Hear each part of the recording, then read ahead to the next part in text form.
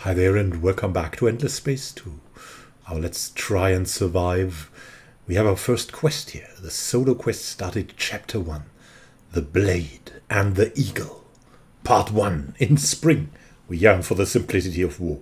Gardening is hard. That's kind of a war haiku of the Emperor himself who wrote this poetry in a classical form. It is good that he maintains some traditions, for the Hissho have been changing radically. New sciences, new organizations, new codes, new laws. I fear that we are forgetting our own history and values. There are even the Reformers, a group dedicated to adopting new galactic ways and consigning the old ways to museums. Many Hissho listen to them, but not I.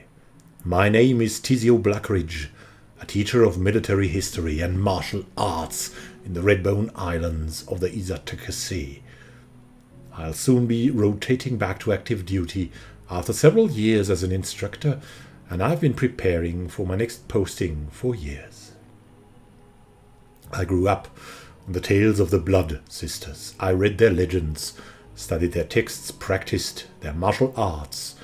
They are a memory of a time when the Hissho stood united against all, when the sanctity of the nest was everything, when courage and honor were things that existed in daily life, not in stories. I will see the temples of the Blood Sisters reinstated, their feats of arms studied, their stoic and tenacious ways imitated with pride, or I will die trying. Either outcome is acceptable. And we can choose strength. We must first prove that we are worthy to speak of the Blood Sisters and tell their stories. Build ships that will serve to defend the Hissho as they once did. So we need 2 ships, at least 257 defensive power. Or we'll go Faith and assimilate 1 new minor faction. The Blood Sisters were not just killers. They represented a way of life that celebrated integrity, self-sacrifice for the good of all. Maybe these exiles could be something. We need to unlock the off-world agribusiness technology to do diplomacy with minor factions, including declaring war. That could be interesting as well. What way? What way? I mean, as we found these exiles, I'm not an expert in that, but we'll try Faith and assimilate 1 new minor faction. Exiles could be pretty useful for us. Let's go and confirm.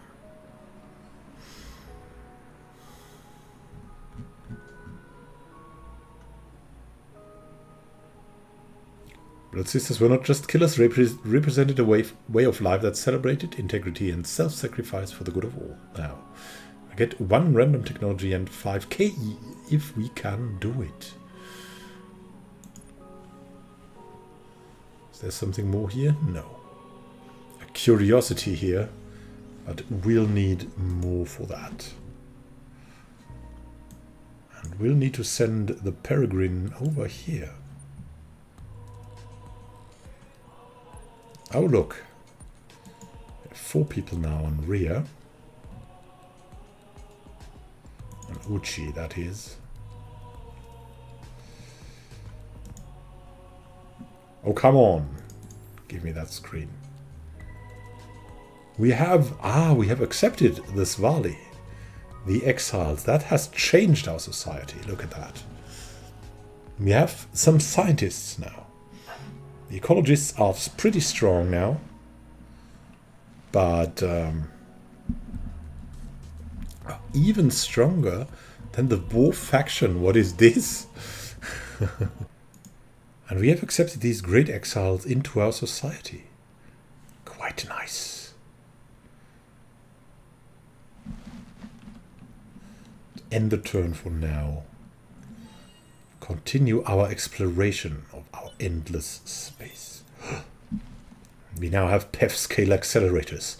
Construction of a high energy particle accelerator with energy measured in peta electron volts requires highly advanced engineering, science, materials and energy supplies. Without this type of machine, explorations deeper into subquantum mechanics would not be possible. Who understands that fully?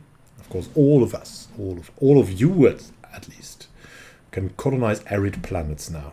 Utilizing evaporation suppression tech that spun off from developing warp insights is vital for building life-sustaining systems on arid worlds. With water more easily kept in its liquid form, death from dehydration becomes unlikely rather than expected. Don't start having any pool parties yet, though. So we can start to colonize that one planet we have. Once the cerebral reality is done. We have also planetary specializations, science specialization we can get. Data is the lifeblood of science. As new planets are discovered, field scientists set up systems to measure and analyze the biology, geology and meteorology of the planet and its atmosphere. Collecting, filtering and exploiting this information is a first and critical step. And magnetic field generators, system improvement for science. These create artificial magnetospheres around planets in order to compensate for the lack of a liquid ferrous core. They provide stable environments on planets that would otherwise be bombarded by radiation. Really cool. So, what are we going to research next? And I think our Savannah planet would be interesting, right? I mean, it has a comatite volcano, but that's going to be beneficial. It's temperate.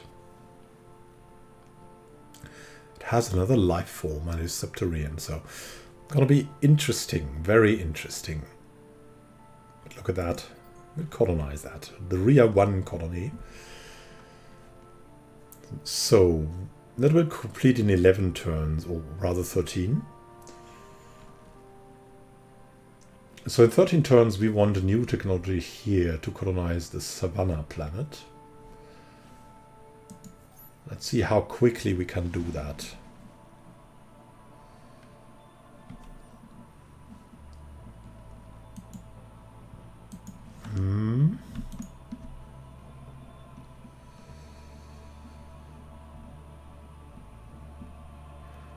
Baryonic shielding or Oregon shielding we need. Have baryonic shielding here now. Gives us advanced scanners and the colonized Savannah thing. Yeah, why not? We'll go more into this direction.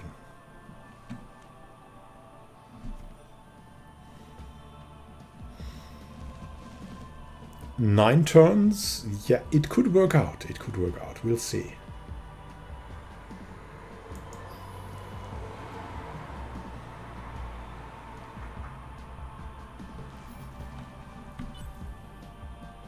The Peregrine. It's traveling still. Out of our systems.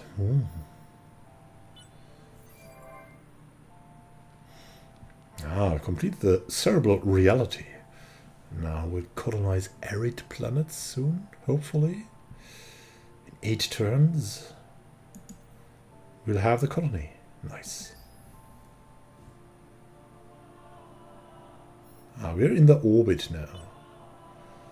Let's have a look at the Pyxis system. A red supergiant. We have a huge toxic planet. The Curiosity. And a tiny Terran colonizable one. With an average deposit of Hyperium. That sounds cool. Small steps one. Pretty cool too. A huge Arctic with mutated flora. That's going to be interesting. And unknown ruins. Waiting for it. What will we find here?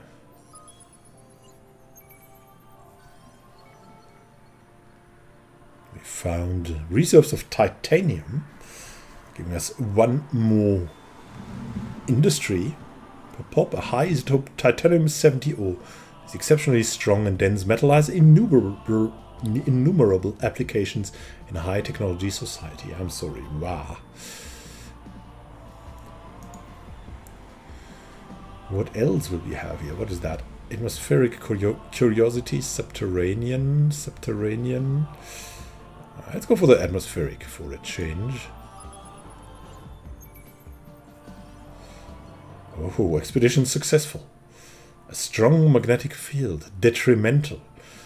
A large liquid ferrous core gives this planet strong magnetic fields that fluctuate unpredictably. In order to counter this, much of the work done by industry and science has to undergo the expense of being carefully controlled and shielded. And a load of influence. Pretty nice.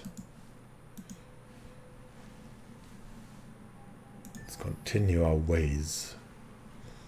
Baryonic shielding is maybe too early. We'll see. We'll see.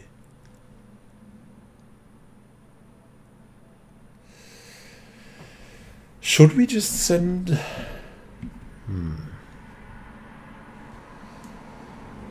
Could we just send...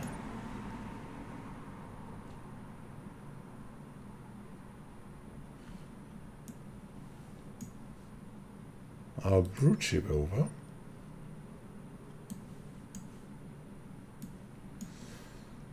Try to colonize there. Why not? Why not?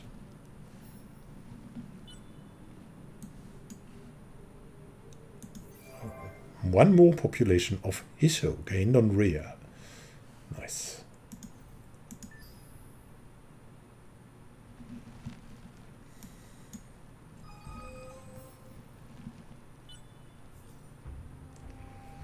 We have a cooperative quest started. Rumor of an academy. There are heroes and there are heroes. Legends of prowess, familiar to all yet witnessed by none. The heroes of these tall tales are a dime a dozen. But in the leaders you have met and in the murmurs of your crews and colleagues, there are stories of other heroes, living heroes, whose actions and efforts have changed the course of battles and bureaucracies, whose actions and decisions have been pivotal in the rise and fall of empires. And when one speaks of these heroes, masters of dust and its vast powers, one also speaks of the place where they studied, where they learned these feats of strength and genius. It is simply referred to as the Academy.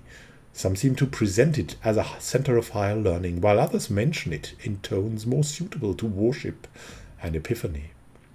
It would be good to know the truth of all this. It would be good if your ships were the first to make formal contact with it and meet its leader shrouded in mystery. They are as few in number as they are great in power, the heroes of the galaxy. They learned their skills at a place simply referred to as the Academy. Backtrack the paths of heroes by exploring 5 atmospheric curiosities. Nice.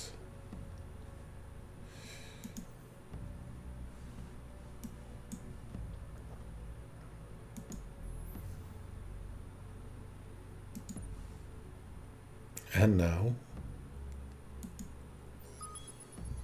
what do we find here? Basic fusion torpedoes module. Nice.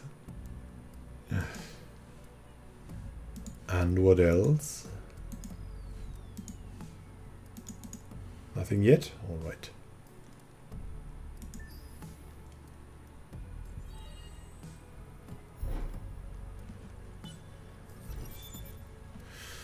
Baryonic shielding now, giving us the colonizing savannas. Occasional megafauna can make colonizing savanna-type planets a difficult endeavor. No one likes to deal with aggressive beasts with sharpened claws, tails, tailends, and or unknown appendages before breakfast. After all, but by and large, these worlds are easy ones on which to plant roots. You have the warp drive, movement bonus for exploration. The math is not easy, but it is possible to create a warp bubble around a starship and accelerate it by compressing space-time in front of the bubble while expanding space-time behind. Though there are difficulties in navigation and maneuvering, it provides a way to move independently between stars. So the movement of the warp bumblebee. You have advanced scanners, higher energy, better data capture and analysis, and sensitivity to a wider spectrum of radiation give newer scanning technology a superior chance at discovering the eye cannot see. Sets the Curiosity expedition power to 2. Nice.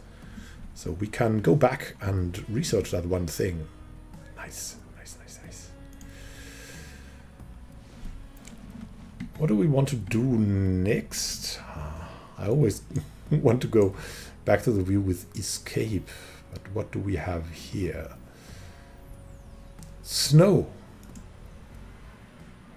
We would really like to go and explore snow. Eukaryotic sap would be another one. Also scientists again. But it's really not bad. It's even suggested. We would probably go for xenobiology first, and then eukaryotic sap. There we go. Because we really have time to do that too.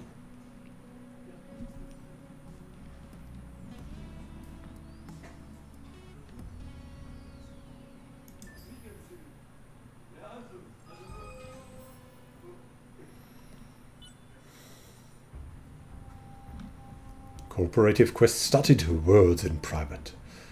Your sole hero, graduate of the Academy and Dust Adept, has requested an audience. Something has awakened, they confide.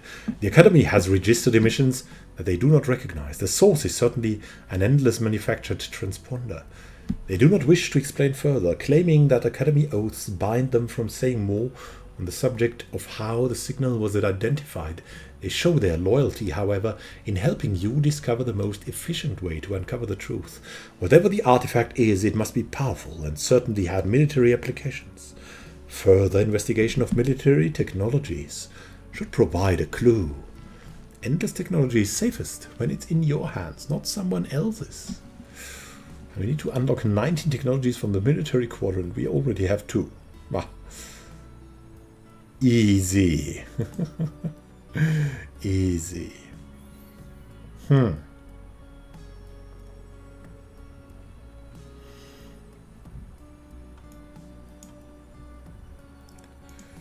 So, pixies again. What is there? We have Janonix there as well, giving the grade 2 production. Have that as loot too. We'll go on with a peregrine. Where shall we go?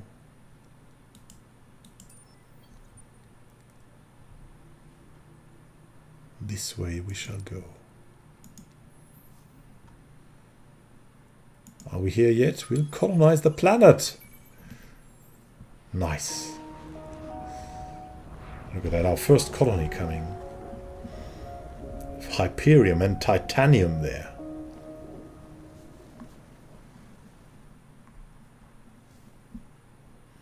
On pixies. That's gonna be costly, but still. 88 rounds. Ooh. Completed for Keii. Oh. We could gain a growth bonus. No, it's going to last that long. It's just going to last that long. Gonna be good though. Gonna be good.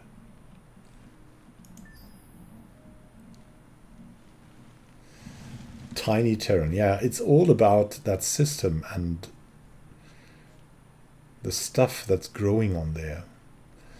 It's maybe foolish to colonize this, but it so reminded us of home.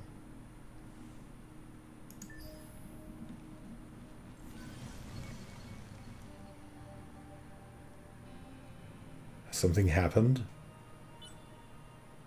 No. Okay, there's something flying here. Oh, that's our empire. Yes, okay. Trappist. What's that? The Galvran. Minor civilization. Oh, nice. They don't know you yet. Why don't you come and shake appendages with them? What are the Galvran? They are temperate. Temperates are naturally easier to befriend with and will work by themselves toward getting along with everyone. They are mercantile civilizations who believe that money can solve more problems than it causes. They have minds over matter with a long history of making underground habitats and resources fruitful. This faction grows their science with each new deposit found. Here. Evolving on a planet with a highly eccentric orbit, this quirk of celestial mechanics has seen the Galvran endure long winters, where survival is predicated on living deep underground for years at a time. As well as contending with the cold, the ancestors of modern-day Galvran experience dim light levels, and it is thought that this is the reason that they possess 2 pairs of eyes. With such a challenging environment, it is also no surprise that the race became masters of technology, constantly interrogating nature and creating tools for a means of survival. From hardships sprung solidarity too, and to this day a favorite motto of the Galvran is still "Survive together, die alone." They would be pretty useful for us. Let's go for first contact, right? We could declare war. Oh god. We could praise them. We could declare war, which is free. But we have that mission, and we want to fulfill that mission, and we would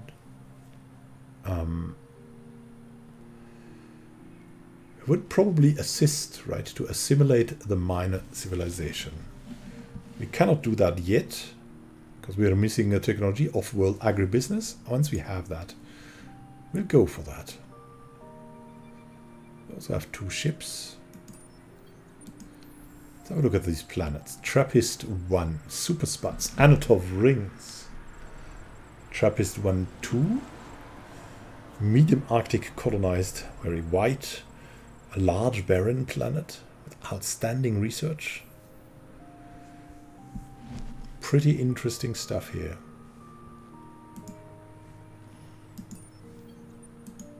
Let's try and, in the next turn, find out about these anomalies, right?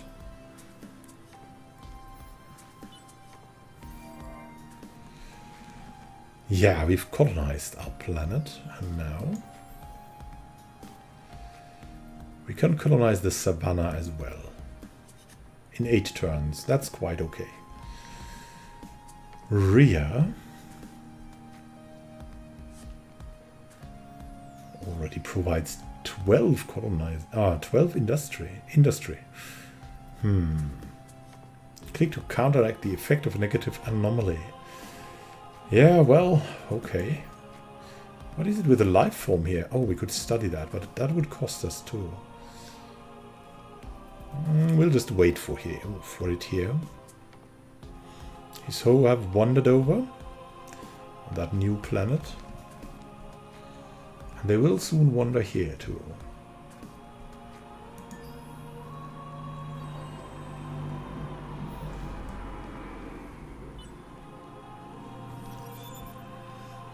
Xenobiology. Studies of soil samples from other planets, when combined with advances in understanding of extremophilic bacteria, permit scientists to create, under certain conditions, hardier and more productive crops. Public-private partnerships for system improvement. Before any great scientific advances can be found, there must be money to do the research. By setting up a series of long-term agreements between public and private entities, future investments into large-scale ambitious projects can be assured. We can colonize tundra. Improvement of the system by which sap moves through water-resistant plants results in the creation of crop species that can survive harsh weather by freezing and thawing. This opens up many opportunities for colonizing previously uninhabitable worlds. Next will be eukaryotic sap. And then we'll go for that agricultural stuff. Business. Off-world agribusiness. Yes. That's going to be good. But first, colonization.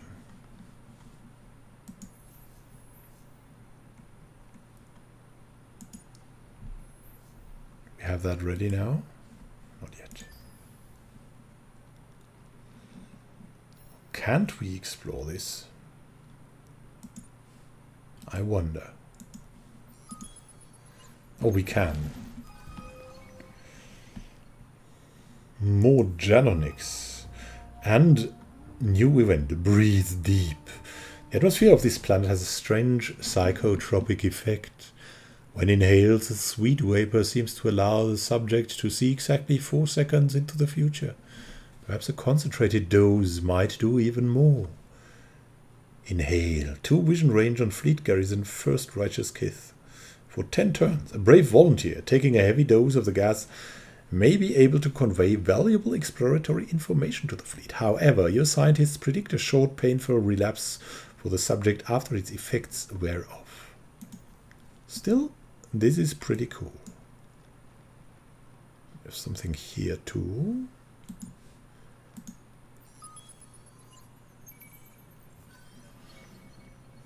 Ruins. A load of 150 empire dust. Nice. It was a rich civilization. And we'll now send this on.